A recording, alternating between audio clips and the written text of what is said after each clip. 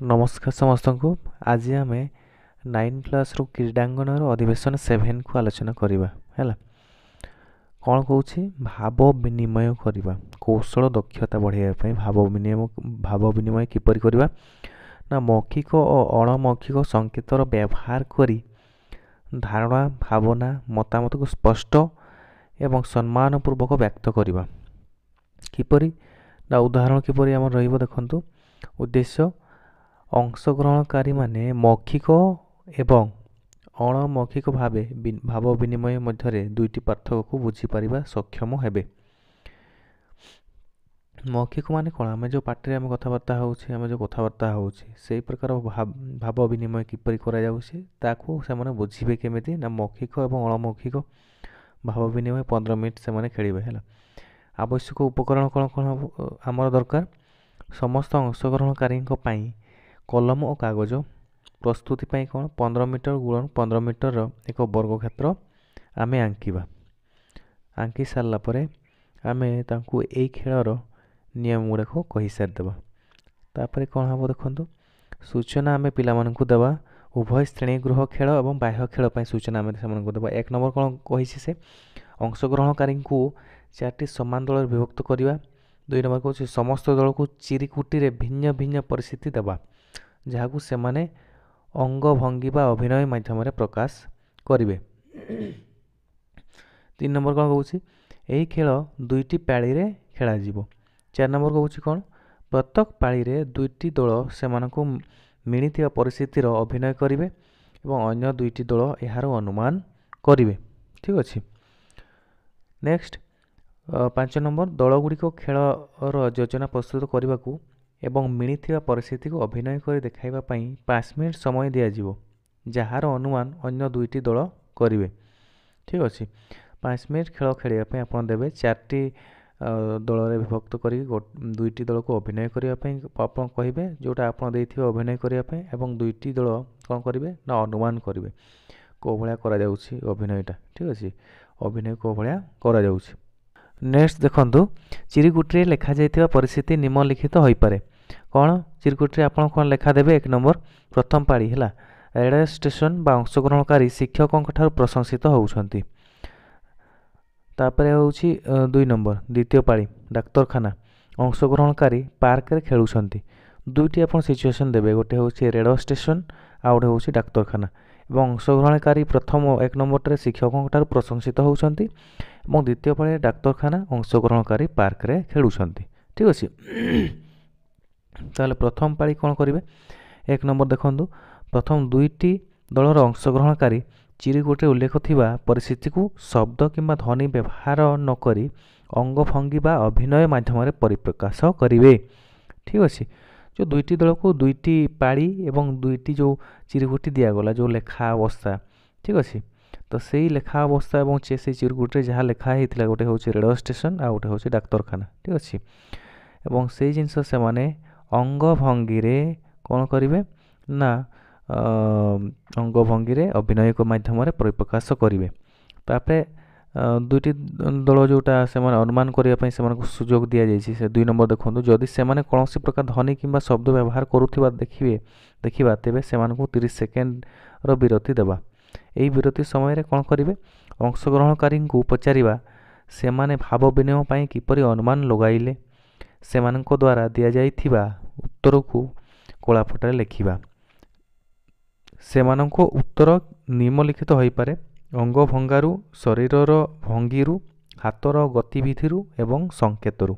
ठीक अच्छे गोटे टाइप जेकोसी गोटे आम छोट बेलू आम खेलुले कौन ना गोटे डॉक्टर रोल करुथिबो किंबा गोटे भिकारी रोल करुथिबो से तार अंग भंगी आम जापर से किसी कथा न कहूले आम जापर ये हूँ यही रोलटा से करुँच बुझी हूँ शिक्षकों रोल कर आम जाना कि ये शिक्षकर अभिनय करुँची बोली डॉक्टर को रोल करुथिबो इंजेक्शन देवा किंबा आउ कौन करवा ताहले आम से जापर। ठीक अच्छे से जो अलग पिला आम भाव विनिमय से समय देवा 30 सेकेंड। तब द्वितीय पाली कौन करिया प्रथम पाली रे जो 2टी दल अनुमान लगाउथिले वर्तमान से अभिनय करेंगे एवं जो 2टी दल अभिनय करुथिले ସେମାନେ ଅନୁମାନ ଲଗାଇବେ। ଯେମିତି ପ୍ରଥମ ପାଳିରେ ଯେମିତି ଦୁଇଟି ଦଳ ଅଭିନୟ କରୁଥିଲେ, ତାପରେ ଦୁଇଟି ଦଳ ଅନୁମାନ କରୁଥିଲେ ନା ଏଇଟା କେଉଁ କ୍ୟାରେକ୍ଟର ହେଇଥାଇପାରେ, ଡକ୍ଟର ନା ଶିକ୍ଷକ ନା ରେଳ ଷ୍ଟେସନ ନା କ'ଣ ହେଲା, ସେଇଭଳିଆ ଏକ୍ସଚେଞ୍ଜ କରିବ ବର୍ତ୍ତମାନ 1 ନମ୍ବରରେ। 2 ନମ୍ବର କ'ଣ କହୁଛି, ଦ୍ୱିତୀୟ ପାଳିରେ ଅଂଶଗ୍ରହଣକାରୀ ଅଙ୍ଗଭଙ୍ଗୀର ବ୍ୟବହାର ନ କରି ଶବ୍ଦ ଏବଂ ଧ୍ୱନିର ବ୍ୟବହାର କରି ଭାବ ବିନିମୟ କରିବାକୁ ଚେଷ୍ଟା କରିବେ, କିନ୍ତୁ ସେମାନେ ସମ୍ପୂର୍ଣ୍ଣ ବାକ୍ୟର ବ୍ୟବହାର କରିପାରିବେ ନାହିଁ। ଉଦାହରଣ ସ୍ୱରୂପ, ମୁଁ ଜଣେ ସମ୍ବାଦପତ୍ର ଓ ପତ୍ରିକା ବିକ୍ରେତା। ଠିକ୍ ଅଛି, ସେମାନେ ସମ୍ପୂର୍ଣ୍ଣ ବାକ୍ୟ ବ୍ୟବହାର କରିବେନି, ସେମାନେ ଅଧା ବାକ୍ୟ ବ୍ୟବହାର କରିବେ। ତାପରେ ଅନୁମାନ ଲଗାଇବେ କେଉଁମାନେ, ଯେଉଁମାନେ ଦୁଇଟା ଦଳ ସେମାନେ ଅନୁମାନ ଲଗାଇବା ପାଇଁ ଅଛନ୍ତି। 3 ନମ୍ବର କହୁଛି, ଯେଉଁ ଅଂଶଗ୍ରହଣକାରୀମାନେ ଅଭିନୟ କରିବେ ସେମାନେ ଦର୍ଶକମାନଙ୍କ ଆଡ଼କୁ ମୁହଁ କରି ବସିବେ କିମ୍ବା ଛିଡ଼ା ହେବେ। ଠିକ୍ ଅଛି, ଠିଆ ହେବେ। ଅଂଶଗ୍ରହଣକାରୀ ଅଣମୌଖିକ ସଂକେତର ବ୍ୟବହାର କରିବା ମାତ୍ରେ 30 ସେକେଣ୍ଡର ବିରତି ନେବା। ସେହି ସମୟରେ 30 ସେକେଣ୍ଡ ସେମାନଙ୍କୁ ଦେବେ ଆକ୍ଚୁଆଲି କ'ଣ ସେମାନେ ଅଭିନୟ କରୁଥିଲେ। ତାହେଲେ ଆସ ବସିବା ଏବଂ ଭାବିବା। 1 ନମ୍ବର କ'ଣ କହୁଛି, ଚିରୁକୁଟିର ମିଳିଥିବା ପରିସ୍ଥିତି ବିଷୟରେ ଅନ୍ୟ ଦଳ ସହ ଭାବ ବିନିମୟ କରିବା ପାଇଁ କେଉଁ ଦୁଇଟି ମାଧ୍ୟମ ଅବଲମ୍ବନ କଲ?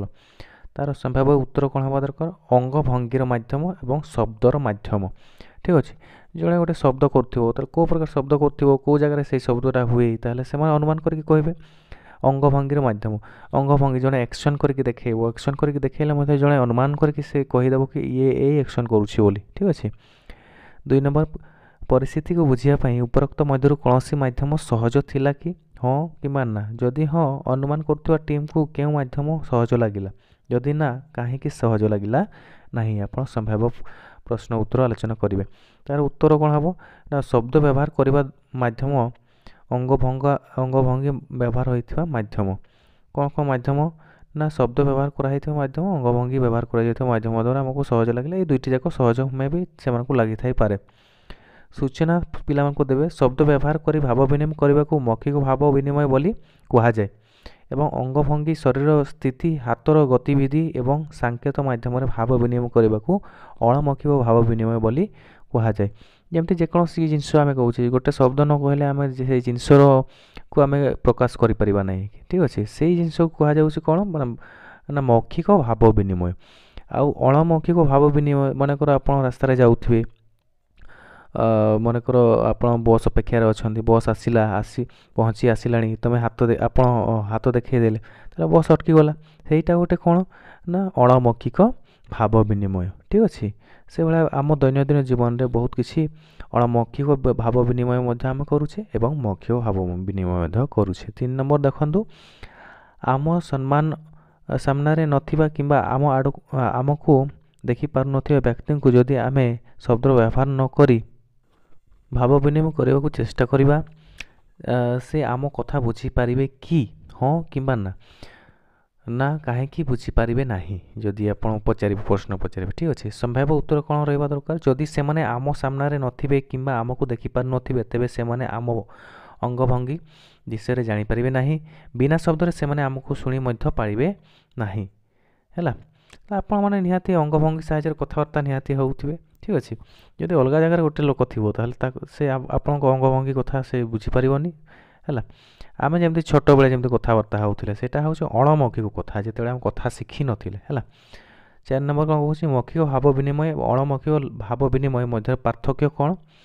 ପିଲାମାନେ କ୍ୱେଶ୍ଚିନ୍ କରିବେ, ପିଲାମାନେ ଉତ୍ତର ଦେବେ। ସମ୍ଭାବ୍ୟ ଉତ୍ତର କ'ଣ ନା, ମୌଖିକ ଭାବ ବିନିମୟରେ ଆମେ ଶବ୍ଦ ଏବଂ ଧ୍ୱନିର ବ୍ୟବହାର କରୁଛୁ। ଅଣମୌଖିକ ଭାବ ବିନିମୟରେ ଆମେ ଅଙ୍ଗଭଙ୍ଗୀ ବା ଭାବଭଙ୍ଗୀ ବ୍ୟବହାର କରୁଛୁ। ହେଲା, 5 ନମ୍ବର ଦେଖନ୍ତୁ, ବାସ୍ତବ ଜୀବନରେ ଆମେ ଭାବ ବିନିମୟର କେବଳ ଗୋଟିଏ ମାଧ୍ୟମ ବ୍ୟବହାର କରୁ କି, ହଁ ନା? ଯଦି ନା, ଆମେ କାହିଁକି ଉଭୟ ମୌଖିକ ଅଣମୌଖିକ ମାଧ୍ୟମ ବ୍ୟବହାର କରୁଛୁ? ଠିକ୍ ଅଛି, ଯେକୌଣସି ମନେକର ଆପଣ ଡର ଭୟରେ ଅଛନ୍ତି, ଆପଣ ଜଙ୍ଗଲକୁ ଯାଇଛନ୍ତି, ଯେକୌଣସି ଗୋଟେ ହିଂସ୍ର ଜନ୍ତୁକୁ ଆପଣ ଦେଖିପାଇଛନ୍ତି, ତାହେଲେ ଆପଣଙ୍କ ସମ୍ପର୍କୀୟଙ୍କୁ ଆପଣ ଅଣମୌଖିକ ଭାବରେ ନିହାତି ଡାକିବେ। ଠିକ୍ ଅଛି, ସେତେବେଳେ ଶବ୍ଦ କରିପାରିବେନି ଆପଣ।